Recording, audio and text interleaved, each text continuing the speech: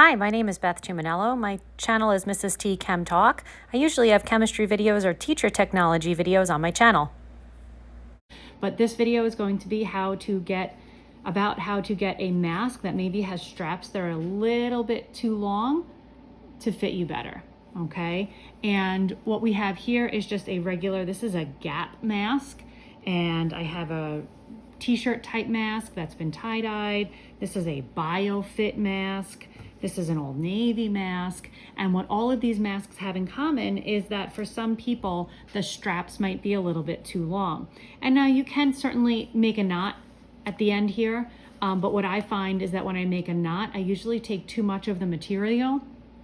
And when I take too much of that material, now if I can't get that knot out and it's too tight, now I've just wasted a mask, or I have to cut it and make a hole, make a rip in the strap. So what I decided to do instead is just use these really inexpensive pony beads.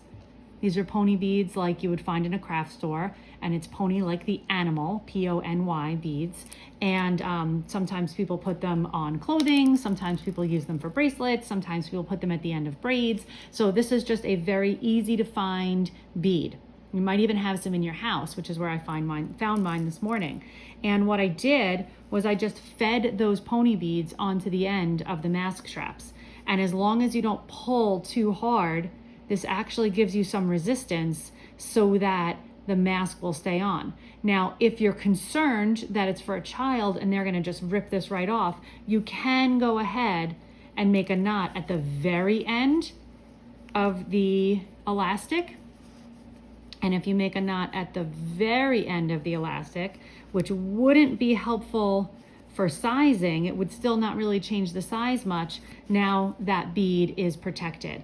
And what I use to help me get the fabric through is just a little tiny screwdriver. I have a screwdriver where it fits into the pony bead, so I can actually take the end of the strap and put it on the screwdriver and just fold it in there and push.